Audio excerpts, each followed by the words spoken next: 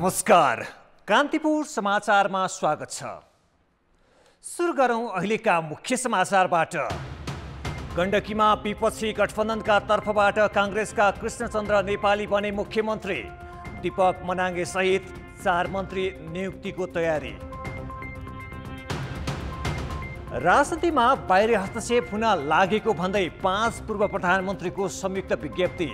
ओलीका कारण देशै अनिलग्रस्त बनेको आरोप। कोरोनाका कारण आज 61 जनाको मृत्यु, संक्रमण दर अझै 28% माथि, परीक्षण घटेको घट्याइ। महामारी विरुद्ध आफ्ना सबै स्रोत परिचालन गर्न 7 धनी राष्ट्र सहमत। चीनको बढ्दो प्रभाव रोक्न पश्चिमा मुलुक एकजुट हुनुपर्ने बाइडेनको भनाई। र युरोकपमा स्विजरल्यान्ड र वेल्स भिड्दै आजै डेनमार्क र फिनल्यान्ड बीच प्रतिस्पर्धा। रुसले बेल्जियमको सामना गर्ने।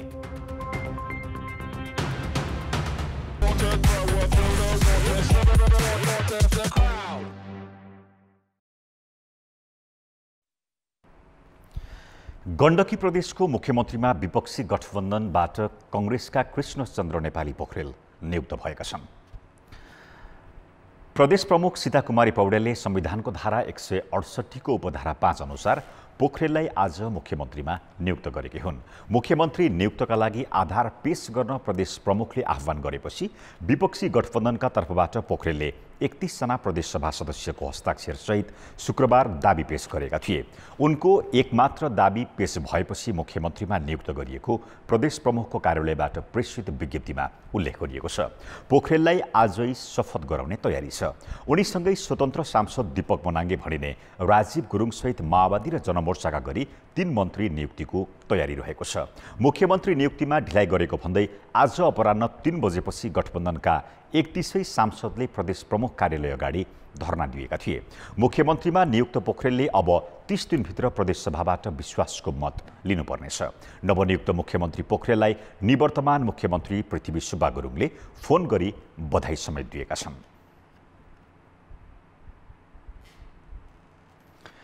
5 पूर्व प्रधानमन्त्रीले प्रधानमन्त्री केपी शर्मा ओलीले एकपछि अर्को गरी संविधानमाथि प्रहार गरेको आरोप लगाएका छन्। पूर्व प्रधानमन्त्रीहरू शेरबहादुर देउबा, पुष्पकमल दाहाल, माधव कुमार नेपाल, झलनाथ खनाल र बाबुराम भट्टराईले आज संयुक्त रूपमा विज्ञप्ति जारी गरी उनीहरूले राजनीतिमा हस्तक्षेपको आशंका गर्दै त्यसतर्फ सजगता अपनाउन सबैसँग आग्रह गरेका छन्। तर बाह्य शक्ति कुन हो र के कस्तो हस्तक्षेप हुन लागेको हो भन्ने चाहिँ विज्ञप्तिमा उल्लेख गरिएको छैन। उनीहरूले ओलीमाथि संघीय लोकतान्त्रिक गणतन्त्र र कानुनी शासनमाथि नै घात गरेको आरोप लगाएका छन्। सरकार कामचलाउ भएकाले दीर्घकालीन प्रकृतिका काम नगर्न चेतावनी दिएका उनीहरूले गलत काममा साथ नदिन प्रशासन, सुरक्षा निकाय लगायत राज्यका सबै निकायसँग आग्रह गरेका छन्। अध्यादेशबाट बजेट घोषणा, आफै नीति तथा कार्यक्रम वाचन, राष्ट्रिय सहमति कायम नगरी संविधान संशोधन गर्न कार्यदल गठन र मनपरी मन्त्री परिषद विस्तार गरेर ओलीले इतिहासमा कहिल्यै नभएको सत्ता लिप्साको कुरूप स्वरूप प्रदर्शन गरेको आरोप लगाएका हुन्। विज्ञप्तिमा व्यापार घाटा कम गर्न ढुङ्गा, गिटी र बालुवा निकासी गर्ने बजेटको घोषणालाई आफ्नो घरमा आगो लगाएर खरानी बेच्ने निर्णय भनिएको छ। त्यसलाई तत्काल खारेज गर्न माग गरिएको छ। सर्वोच्च अदालतले प्रतिनिधि सभा विघटनलाई फागुन 11 गते असंवैधानिक ठहर गरिसकेको अवस्थामा वैकल्पिक सरकार बन्ने अवस्था रहँदै फेरि विघटन गरेर ओलीले निरङ्कुश, स्वेच्छाचारी र प्रतिगमनकारी चरित्र उदाङ्गो पारेको आरोप लगाइएको छ। नेपाली कांग्रेसले 14औं राष्ट्रिय महाधिवेशन केही पर धकेलेको छ। पार्टी सभापति शेरबहादुर देउबाको निवास बुढानीलकण्ठमा आज बसेको पदाधिकारी बैठकले भदौ 16 देखि 19 गते काठमाडौँमा महाधिवेशन गर्ने प्रस्ताव गरेको हो। अब बस्ने केन्द्रीय कार्यसमितिले महाधिवेशनको नयाँ तालिका पारित गर्नेछ। यसअघि कांग्रेसले भदौ 7 देखि 10 को मिति तय गरेको थियो। कोरोना महामारीका कारण गृह कार्यको लागि समय नपुग्ने भएकाले बैठक सार्नुपर्ने निष्कर्ष बैठकले निकालेको हो। बैठकले महाधिवेशनको अन्य तालिका पनि हेरफेर गर्ने प्रस्ताव गरेको छ, जस अनुसार क्रियाशील सदस्यता असार 20 गते पठाउनु पर्नेछ। 24 गतेसम्म त्यसलाई सही गरेर सक्रिय सदस्यताको अन्तिम लिस्ट चाहिँ जारी गर्ने र यो श्रावण 6 गतेबाट यो अषाढ 5 गतेको ठाउँमा श्रावण 6 गतेबाट यो वडा तहको अधिवेशन सुरुवात गरेर भाद्र 16, 17, 18, 19 गते चाहिँ यो केन्द्रीय महाधिवेशन सम्पन्न गर्ने प्रस्ताव भएको छ। 10 लाख क्रियाशील सदस्य बनाउने भनेको काङ्ग्रेसमा अहिले करिब 8 लाख मात्र पुगेको छ। प्रधानमन्त्री केपी शर्मा ओलीले विदेशी सञ्चार माध्यममा भारतसँग सम्बन्ध सुधार भएको बताइरहँदा उता भारतले सीमा क्षेत्रमा नेपाली भूमिमाथिको अतिक्रमणलाई जारी राखेको छ। भारतीय रक्षा मन्त्री राजनाथ सिंहले शुक्रबार मात्र लिपुलेख हुँदै तिब्बतको बानसरोवर निस्कने सडक निर्माण कार्यलाई थप तीव्रता दिने बताउँदै त्यसमा खटिने सुरक्षाकर्मीलाई धन्यवाद दिएका छन्। यसले कुनै सार्थक वार्ता बिना सम्बन्ध सुधारको दाबी गरिएको देखाउँछ। शुक्रबार भारतीय रक्षा मन्त्री राजनाथ सिंहले धारचुला लिपुलेख सडकमा अपेक्षित प्रगति भएको भन्दै निर्माणमा खटिएका आफ्ना सुरक्षा निकायको प्रशंसा गरे।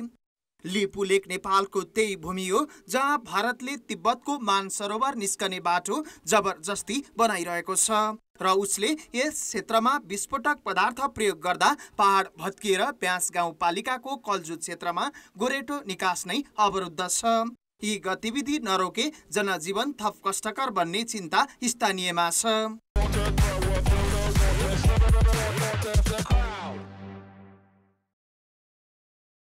बाटो अवरुद्ध भइसकेपछि हामीले तत्काल चाहिँ सुरक्षा समितिको बैठक बसेर यो अवरुद्ध भएको बाटो चाहिँ सुचारू गरिदिन भनेर भारतको अब त्यो टिकरागढलाई हामीले डिएमलाई पत्राचार पनि गऱ्यौँ होइन। यहाँ एसडिएम भन्ने हुन्छ भारतुल्लामा, उहाँलाई पनि जानकारी गरायौँ।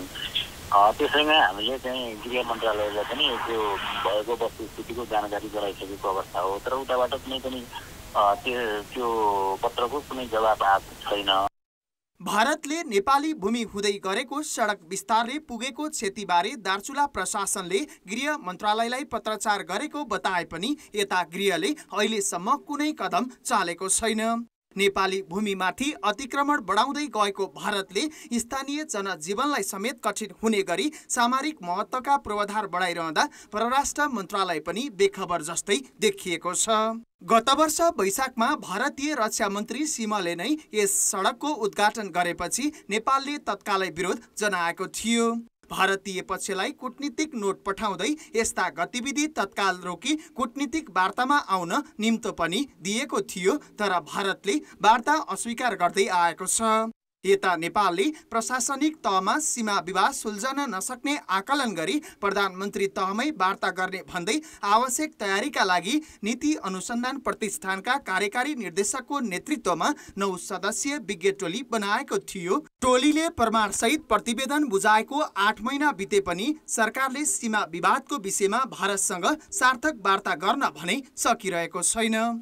4 अक्टोबर 2020 अर्थात् असोज 18 गते हामीले नेपाल सरकारलाई त्यो प्रतिवेदन बुझायौँ। हामीले बृहत खालले विभिन्न कोणबाट हामीले विश्लेषण गरेका छौँ।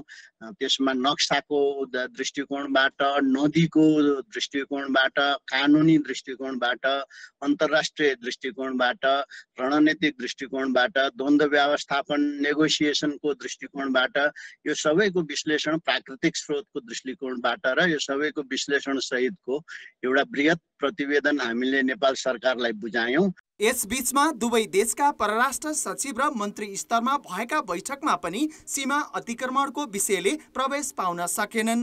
वार्ता गर्नुपर्दा कोरोना महामारी देखाउने भारतले सीमा अतिक्रमण भने जारी राखेको छ। यस अवस्थामा नेपालले निरन्तर आफ्नो अडान राखी कूटनीतिक पहल र अरू दबावका उपाय पनि जारी राख्नुपर्ने विज्ञहरूको सुझाव छ। कान्तिपुर समाचारका लागि बाबुराम तिमिल सिन्हा, काठमाडौँ। आज पीसीआर परीक्षण 8,500 मा झारिएको छ। परीक्षण घटाइएकाले नयाँ संक्रमितको संख्या पनि घटेको छ। यस्तै आज कोभिडका 61 बिरामीको मृत्यु भएको छ। स्वास्थ्य मन्त्रालयका अनुसार पछिल्लो 24 घण्टामा 8,506 जनाको नमुना पीसीआर विधिबाट परीक्षण गर्दा 2,382 जनामा कोभिड देखिएको छ। संख्या कम भए पनि संक्रमण दर 28%बाट घटेको छैन। यस्तै 5,988 जनाको एन्टिजेन परीक्षण गर्दा 1,002 जनामा संक्रमण देखिएको छ। आज थपिएका संक्रमित मध्ये 598 जना काठमाडौँ उपत्यकाका हुन्। यस्तै 6,295 जना संक्रमण मुक्त भएको मन्त्रालयले जनाएको छ। कोभिडबाट मृत्यु हुनेको संख्या 61 थपिएपछि 8,366 पुगेको छ। बिरामी मध्ये 1,206 जनाको आइसियु र 373 जनाको भेन्टिलेटरमा उपचार भइरहेको छ। कोभिडको तेस्रो लहरले बालबालिकामा बढी संक्रमण हुन सक्ने जोखिम सरकारले नै औल्याएको छ। तर बालबालिकाको उपचारका लागि आवश्यक पूर्वाधार चाहिँ छैन। कोरोना संक्रमितको संख्या 6 लाख नाग्दा त्यसमा 18 वर्ष मुनिको संख्या 48,000 अर्थात् 8% छ। पहिलो लहरमा 21,500 बालबालिका संक्रमित भएकोमा दोस्रो लहरमा कोभिड पुष्टि हुने बालबालिकाको संख्या 27,500 नागिसकेको छ। त्यस्तै कोभिडका कारण अहिलेसम्म 68 बालबालिकाको ज्यान गएको छ। अर्कातिर बालबालिकाका लागि अहिलेसम्म कोभिड विरुद्धको खोप बनिसकेको छैन। त्यसैले स्वास्थ्य मन्त्रालयले नै तेस्रो लहरमा बालबालिकामा संक्रमणको जोखिम बढी हुने भनेको छ। तर अस्पतालमा बालबालिकाका लागि आइसियु, भेन्टिलेटर लगायत संरचनाको अभाव छ।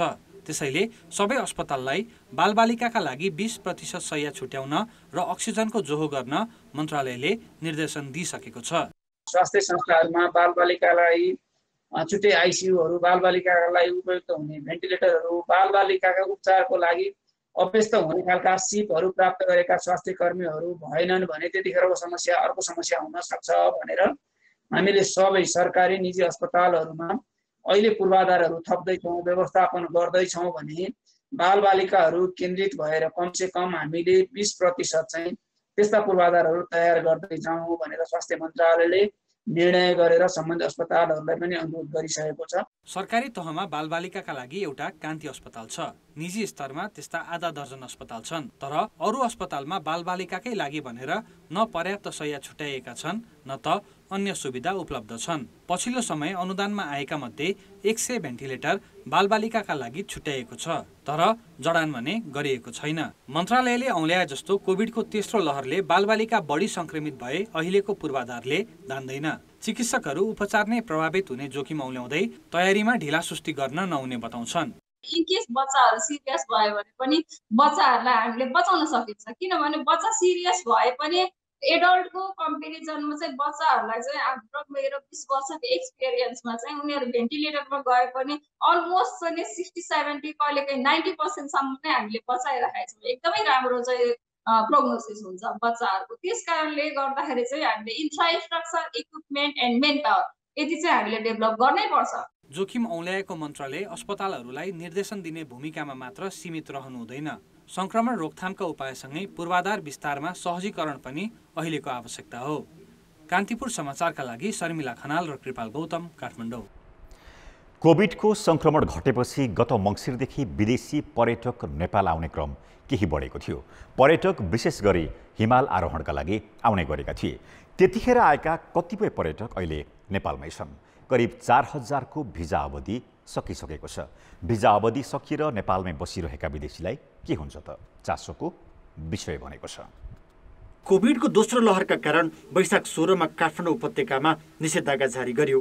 संक्रमण बढेपछि अन्य जिल्लाले पनि निषेधाज्ञा लगाएका छन्। यसबाट नेपाल घुम्न आएका विदेशी पर्यटक प्रभावित नहुने कुरै भएन। अध्यागमन विभागका अनुसार वैशाख 18 गतेसम्म नेपालमा भारतीय बाहेक भिजा लिएर नेपाल आएका 16,271 विदेशी पर्यटक थिए। तीमध्ये कतिलाई आफ्नै देशले उद्धार गरे भने कतिपय चार्टर उडानबाट फर्किएका छन्। अहिले 3,800 विदेशी भने नेपालमै रहेको विभागको तथ्याङ्क छ। तीमध्ये अधिकांश काठमाडौँ बाहिर छन्। विभागले ती अधिकांश पर्यटकलाई भिजा अवधि सकिएको सूचना दिइसकेको छ। तर अहिले पर्यटकले भिजा थपका लागि विभागमा जान सक्ने अवस्था छैन। निषेधाज्ञा हटाएको 1 सातासम्म जरिवाना नलाग्ने गरी भिजा थप गर्न सकिने व्यवस्था मिलाएको छ।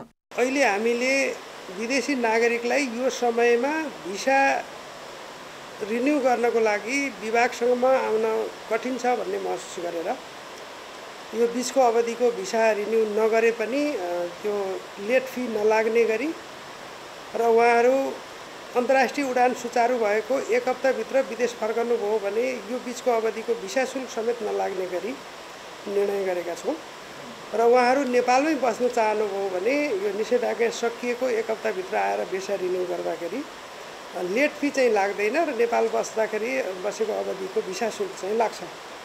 त्यो हिसाबले हामीले विशेष सहुलियतपूर्ण निर्णय गरेको कारणले अहिले विदेशी नागरिकहरू खास गरी टुरिस्टहरू जो जहाँ हुनुहुन्छ त्यहाँ सुरक्षित तरिकाले बसिरहनु भएको छ। हामीले नेपाल सरकारले स्थानीय प्रशासनले जारी गरेको निषेधाज्ञा पालना गरेर सुरक्षित साथ बस्नु भएको छ भन्ने हाम्रो बुझाइ छ। नेपाल आउन चाहने विदेशीले 1 वर्षमा 150 दिनको पर्यटक भिजा लिन सक्छन्।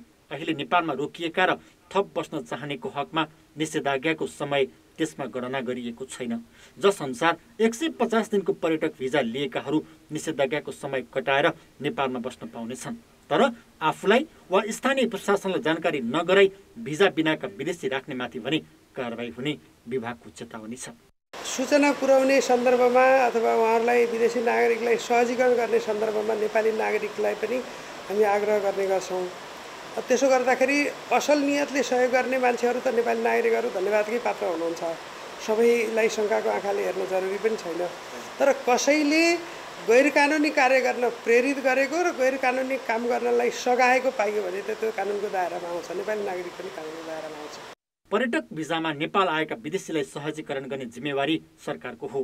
तर पर्यटकको भेषमा गैर कानुनी गतिविधि हुन सक्नेतर्फ पनि सचेत हुनुपर्ने देखिएको छ। कान्तिपुर समाचारका लागि क्यामेरामा प्रवीण गेवालीका साथमा रमेश धमाला, काठमाडौँ।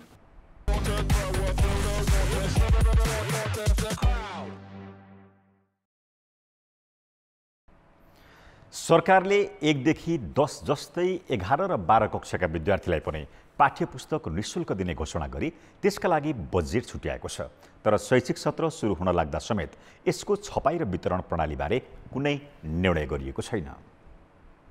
सामुदायिक विद्यालयमा 1 देखि 10 कक्षासम्मका विद्यार्थीलाई पाठ्यपुस्तक निःशुल्क दिँदै आएको सरकारले यसपालि 11 र 12 कक्षाका विद्यार्थीलाई पनि दिने भनेको छ। 11 र 12 कक्षामा 9,50,000 विद्यार्थी रहेकामा 60% सामुदायिक विद्यालयका हुन्। 1 देखि 12 कक्षासम्मका विद्यार्थीलाई पाठ्यपुस्तक निःशुल्क उपलब्ध गराउन 4,79 करोड बजेट छुट्याइएको छ। तर 11 र 12 कक्षाका विद्यार्थीलाई पाठ्यपुस्तक निःशुल्क दिन प्रक्रिया अगाडि बढाए पनि पाठ्यपुस्तक छपाईको कुनै तयारी गरिएको छैन। आर्थिक वर्षको बजेट तथा कार्यक्रममा घोषणा भए अनुसार कक्षा 9 सम्मका बालबालिकाहरूले रङ्गीन पाठ्यपुस्तक र कक्षा 11 र 12 का सम्मका बालबालिकाहरूले निःशुल्क पाठ्यपुस्तक प्राप्त गर्ने भन्ने जुन बजेटमा उल्लेख भएको छ, सोको कार्यान्वयनको लागि मन्त्रालयले कार्ययोजना चाहिँ तयारी गरिरहेको छ र त्यसको लागि कार्यक्रम कार्यान्वयन पुस्तिका त्यसका पनि तयारी भइरहेको छ। 11 र 12 कक्षाका पाठ्यपुस्तकमा अहिले निजी क्षेत्रको बोलवाला छ। सरकारी स्वामित्वको जनक शिक्षा सामग्री केन्द्रले गत वर्षदेखि 11 कक्षाको पाठ्यपुस्तक छपाईमा हात हाले पनि उसको उपस्थिति कमजोर छ। 11 कक्षाको अनिवार्य अङ्ग्रेजी, नेपाली, सामाजिक लगायत विषयका पुस्तक छापे पनि 12 कक्षाका किताब छपाईका लागि पाठ्यक्रम विकास केन्द्रबाट पाण्डुलिपि नै पाएको छैन। बजेट वक्तव्यमा त 1 देखि 12 सम्मलाई आएको छ, 1 देखि 10 सम्म त छँदैछ। यस वर्ष कक्षा 11 र 12 को लागि थप्नुपर्छ भनेर बजेट कार्यक्रममा आएको छ। यसको बारेमा शिक्षा मन्त्रालय शिक्षा विभागबाट पनि हाम्रो मिटिङहरू केही भएको छैन। अब कोभिड-19 को कारणले गर्दा पनि त्यस्तो छलफल हुन सकिरहेको छैन। अब छलफल भइसके पछाडि यकिन हुन्छ कि अब साउनदेखि 12 कक्षाको भयो भने त्यसमा समायोजन गर्ने हो कि के हो भन्ने विषयमा शिक्षा मन्त्रालयबाट निर्देशन जस्तो आउँछ त्यसरी नै हामी काम अगाडि बढाउँछौँ। कक्षा 1 देखि 10 सम्मका पाठ्यपुस्तक निःशुल्क बाँड्न जनक शिक्षा सामग्री केन्द्रले तोकेको मूल्यलाई आधार मानि विद्यालयलाई रकम दिने गरिएको छ। पाठ्यपुस्तक विद्यालयले किनेर विद्यार्थीलाई दिन्छन्, तर 11 र 12 का विद्यार्थीलाई भने बजेट विनियोजन गरे पनि छपाईबारे नै कुनै निर्णय नभएकाले पाठ्यपुस्तक कसरी र कहिले निःशुल्क उपलब्ध गराइन्छ भन्ने यकिन छैन। कान्तिपुर समाचारका लागि क्यामेरामा विनोद कोजुका साथ नारायण किलम्बु, काठमाडौँ। नेपाली काङ्ग्रेसका बागमती प्रदेश सभा सदस्य नरोत्तम वैद्यले सभामा बोलेको कुरालाई लिएर 24 घण्टा नबित्दै माफी माग्नु परेको छ। प्रधानमन्त्री केपी ओलीको हत्या गर्नुपर्ने आशयको अभिव्यक्तिको चौतर्फी विरोधपछि वैद्यले माफी त मागेका छन्। यसले कानुन बनाउने थलोमा हुने बहसको स्तरलाई भने सतहमा ल्याइदिएको छ। त्यो समयमा यदि खड्ग ओलीलाई यसरी नै छोड्ने हो भने यो नेपाल खाइदिन्छ है। त्यसैले मेरो आग्रह छ नि के भने कोही नाथुराम गोडसे आवश्यकता पर्यो है। अब यो देश बचाउनुको लागि कोही नाथुराम गोडसे बन्न तयार छैन भने म बन्ने कि। बागमती प्रदेश सभाका कांग्रेस सदस्य नरोत्तम वैद्यले शुक्रबार सरकारको नीति तथा कार्यक्रममाथिको छलफलमा भाग लिँदा दिएको अभिव्यक्ति 24 घण्टा नबित्दै फिर्ता लिनु पर्यो।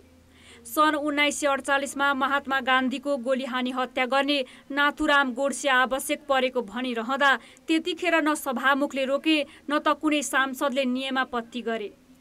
प्रदेश सभाले सहज माने पनि यो पाच्य विषय थिएन। त्यसैले सामाजिक सञ्जालदेखि सडकसम्म विरोध भयो।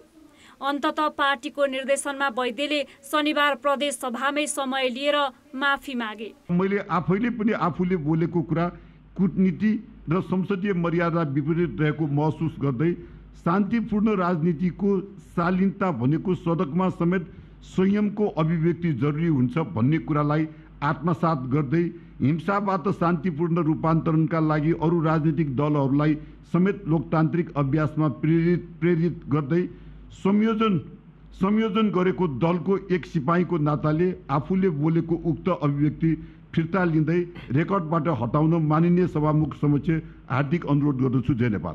कानुन निर्माण र राज्यका महत्त्वपूर्ण नीतिबारे छलफल हुने थलोमा बोल्दा विधायकले संसदीय मर्यादा र गरिमा बिर्सेको यो पहिलो पटक भने होइन। पर्याप्त अध्ययन अनुसन्धान नगर्ने, बोल्दा विषयवस्तुमा केन्द्रित नहुने र आफ्नै हैसियत र मर्यादाको ख्याल नगरी जथाभावी बोल्दा प्रदेश र संघीय संसदका धेरै सांसद चिप्लिएका छन्। संसदहरूको आचरण र व्यवहार भनेको त्यो मैले के कुरा कहाँ बोल्दैछु र के कुरा बोल्न उपयुक्त हुन्छ, के कुरा बोल्न उपयुक्त हुँदैन भन्ने कुरा चाहिँ यो उनीहरूले विचार नगरिकन बोल्ने चलन छ। अब त्यसको चाहिँ नि अहिले एक दुई पटक पनि होला प्रधानमन्त्रीजीसँग उहाँको राजनैतिक विसङ्गति होला, विमति होला, उहाँ जस्तो एउटा संसद सदस्यले आफ्नो मर्यादा चाहिँ राखेको देखिएन। प्रदेश होस् या सङ्घ, संसदमा बोलेकै भरमा कुनै कानुनी कारबाही हुँदैन। जनप्रतिनिधिले राष्ट्रिय सरोकार वा जनताका समस्याबारे खुलेर बहस गर्न सकुन् भनेर संविधानमै यस्तो विशेषाधिकार दिएको हो। तर जथाभावी बोल्दा स्वयं सांसद आलोचित हुने त छँदैछ, संसदीय बहसको स्तर पनि लाजमर्दो भएको छ। कान्तिपुर समाचारका लागि अञ्जना लामिछाने, काठमाडौँ।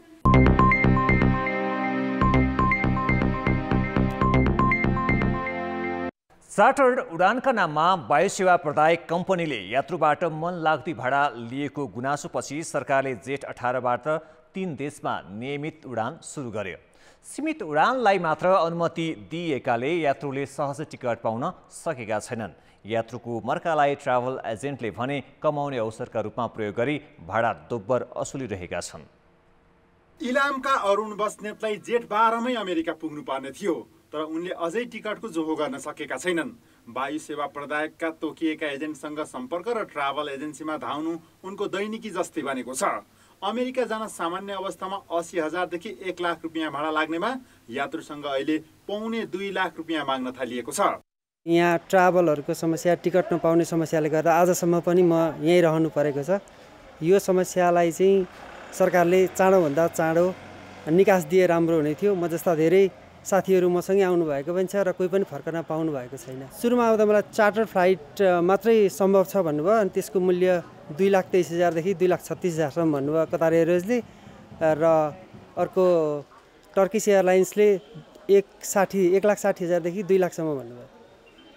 त्यो त हामीले अफोर्ड गर्नै नसक्ने मूल्य हो, त्यो पनि वान वे मात्र हो। चार्टर उडानमा अचाक्ली भाडा असुलिएको गुनासोपछि सरकारले जेठ 18मा कतारको दोहा, टर्कीको इस्तानबुल र चीनमा नियमित उडानको अनुमति दिएको थियो।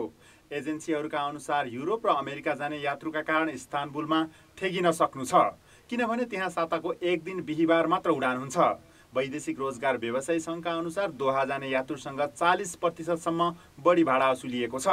यसरी मनपरी भाडा उठाइरहँदा नियामक निकाय भने रमिते जस्तै छन्। नेपाल नागरिक उड्डयन प्राधिकरणले अनुगमन र कारबाहीमा तत्परता देखाएको छैन।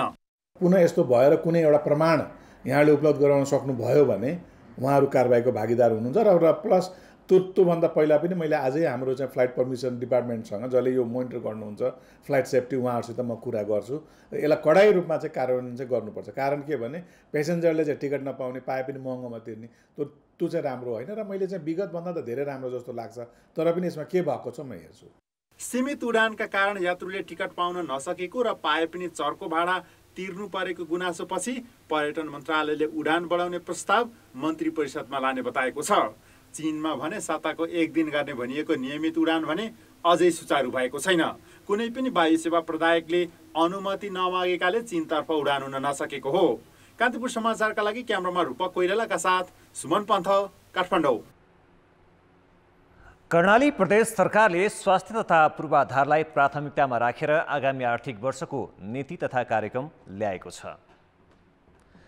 प्रदेश प्रमुख गोविन्द प्रसाद कलौनीले नीति तथा कार्यक्रम सार्वजनिक गरेका हुन्। स्वास्थ्यलाई प्राथमिकतामा राखेर कोभिड नियन्त्रण गर्न अस्पतालको पूर्वाधार निर्माण गर्ने, स्वास्थ्य संस्थामा अक्सिजन प्लान्ट निर्माण गर्ने, आइसोलेसन, भेन्टिलेटर तथा खोपको व्यवस्था गर्ने कार्यक्रममा उल्लेख गरिएको छ।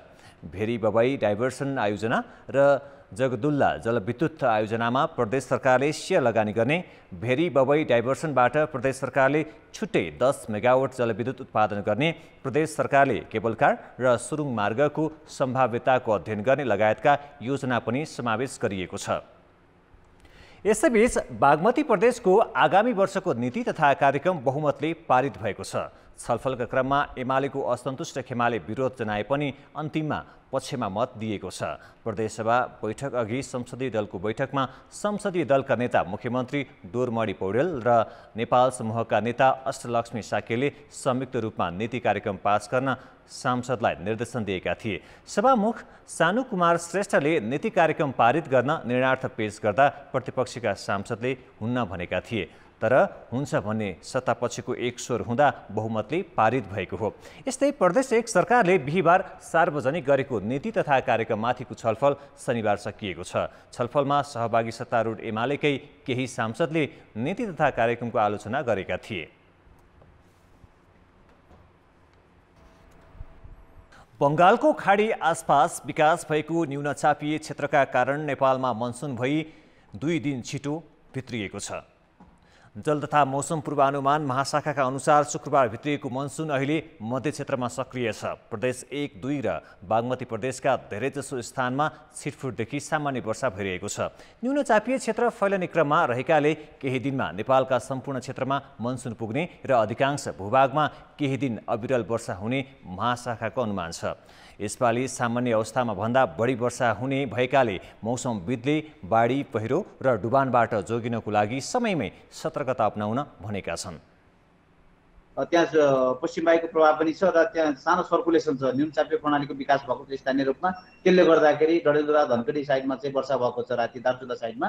त्यस भएको हुनाले त्यो खालको छुट्टै प्रणाली हो भने यो मनसुनी जुन एउटा बङ्गालको खाडीबाट आएको जुन पूर्वी वायुको प्रभाव छ, मनसुनको प्रभाव भनेको चाहिँ लुम्बिनी प्रदेशसम्म गएको छ। आजलाई विशेष गरेर लुम्बिनीको चाहिँ पूर्वी भूभागसम्म त्यो प्रदेशको अब बिस्तारै 1 देखि 2 दिनभित्रमा चाहिँ फेरि सुदूरपश्चिमसम्म चाहिँ जानेछ भन्ने देखिएको छ र थ्रुआउट द कन्ट्री देशभरि नै मनसुनको प्रभाव चाहिँ रहनेछ। महाशाखाका अनुसार पश्चिमी वायुको प्रभावका कारण कर्णाली र सुदूरपश्चिम प्रदेशमा अत्याधिक वर्षाको सम्भावना छ। मनसुनको 120 दिनको अवधिमा नेपालमा औसत 1500 मिलिलिटर पानी पर्ने गरेकोमा यसपालि त्योभन्दा बढी वर्षा हुने पूर्वानुमान छ। अब जनमतको अन्तिम परिणाम। जनमतमा हिजो हाम्रो प्रश्न थियो, विश्वकप छनौटका खेलहरूमा नेपाली फुटबल टोलीको प्रदर्शन कस्तो लाग्यो? ए उत्कृष्ट, बी सन्तोषजनक र सी कमजोर। जनमतको अन्तिम परिणाम यस्तो छ, ए उत्कृष्टमा मात्र 1%, बी सन्तोषजनकमा 22% र कमजोरमा 77% मत प्राप्त भएको छ। अब जनमतमा आजको प्रश्न। जनमत। आज हाम्रो प्रश्न छ, शैक्षिक सत्र सुरु हुने लाग्दा पनि निशुल्क दिने भनिएका पाठ्यपुस्तक तयार नहुनुलाई के भन्नुहुन्छ? ए सरकारी ढिलासुस्ती, बी तयारी बिनाको घोषणा र सी इच्छाशक्ति भए अझै सम्भव छ? जनमतको अन्तिम परिणाम भोलि साँझ 8 बजेको कान्तिपुर समाचारमा प्रसारण गर्नेछौँ। कृपया NEWS news space A, B वा C टाइप गरी 34001 मा SMS गरी आफ्नो मत व्यक्त गर्नुहोला। अब जनताको आवाज हामीले सुदूरपश्चिम प्रदेश सभाका सांसदलाई सोधेका छौँ। चुरे क्षेत्रका नदीबाट ढुङ्गा, गिटी र बालुवा उत्खनन गरेर विदेश निर्यात गर्ने सरकारी नीतिलाई के भन्नुहुन्छ? जनताको आवाज। समग्र तराईवासी मात्र होइन, पहाडलाई पनि अप्ठ्यारो पर्दछ। मैले यसरी बुझेको छु र यो सत्यता हो पनि यो बुझाइ। त्यसैले यो चाहिँ गलत नीति नै हो, गलत नियत नै हो। त्यसैले चाहिँ यसको चाहिँ हामी चाहिँ कुनै हालतमा पनि यसको स्वागत गर्न सक्दैन। व्यापार घाटालाई पूर्ति गर्नको लागि सूर्य क्षेत्रबाट निकासी गर्ने जो कुरा गिटी बालुवा ढुङ्गाको कुरा गरेको छ, यो राष्ट्रघाती कुरा। सूर्य संरक्षण राष्ट्रपति कार्यक्रम भनेर सरकारले नै स्वीकार गरेका कार्यक्रम हो।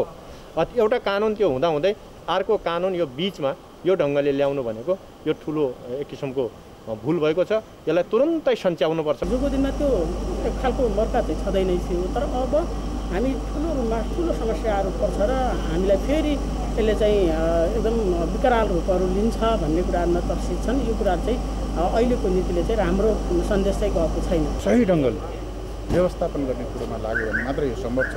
होइन भने ती अहिले बगिराखेका नदीनालाबाट मात्रै उठाएर लैजाने हो भने यो चुरेलाई सफा पार्ने बाहेक अरू कुनै देखिँदैन। भोलि तराई पनि डुब्छ र प्रकृतिका स्रोत र साधन सुन्दर हाम्रो पहाड अति सुन्दरलाई पनि चाहिँ यसले दुर्गामी असर पर्ने भएको हुनाले यो नीतिको घोर भत्सना छ। यो गलत छ। तुरन्त सरकारले चाहिँ यसलाई फिर्ता गर्नुपर्छ। प्राकृतिक स्रोत साधनलाई चाहिँ दोहन गरिकन राज्यका जनताको पालन पोषण गर्नेतिर म लागिराखेको छु भनेर डिक्लेरेसन गर्छ। त्यो देशको सरकार जनताप्रति, त्यहाँको प्रकृतिप्रति, त्यहाँको राष्ट्रियताप्रति कति संवेदनशील छ भन्ने कुराहरूको यो अन्तिम यो सरकारको चित्कार हो।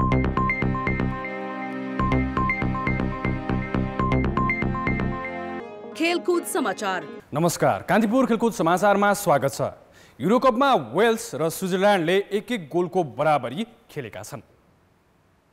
अजरबैजानको ओलम्पिक रङ्गशालामा भएको पहिलो हाफ गोलरहित बराबरीमा सकिएको थियो। 17औं मिनेटमा वेल्सका किफर मोरले गरेको हेडर प्रहारलाई यान सोमरले उत्कृष्ट बचाउ गरे। त्यसको 3 मिनेटपछि स्विजरल्यान्डले पनि अग्रता लिने मौका गुमायो। जर्दान साकिरीले पोस्ट नजिकै दिएको पासमा फाबियन सारले फ्लिक गर्दै प्रहार गरेको बललाई वेल्सका ड्यानी वार्ड्सले किक गर्दै विफल बनाइदिए। दोस्रो हाफ सुरु भएको मात्र 4 मिनेटमा स्विजरल्यान्डले गोलको डेडलक तोड्यो। उसका लागि करणबाट साकिरीले गरेको प्रहारमा ब्रेल एम्बोलेले हेडर गोल गरे। 74औं मिनेटमा मोरले बराबरी गोल फर्काए। 85औं मिनेटमा स्विजरल्यान्डका लागि मारियो ग्राभेभिचले गोल गरे पनि भिडियो असिस्टेन्ट रेफ्री भारले मान्यता दिएन। बाँकी समय गोल नभएपछि दुवै टिमले 1-1 अङ्क बाँडे। आज राति 9:30 बजेसम्म बीमा रहेका डेनमार्क र फिनल्यान्ड बीच खेल हुनेछ। फिनल्यान्डले यो खेल मार्फत युरोकपमा डेब्यू गर्दैछ।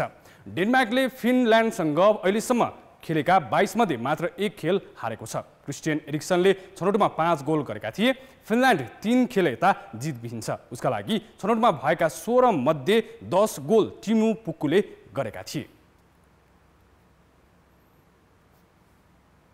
कान्तिपुर खेलको समाचार अहिले यति नै। अब मौसम सम्बन्धी जानकारी।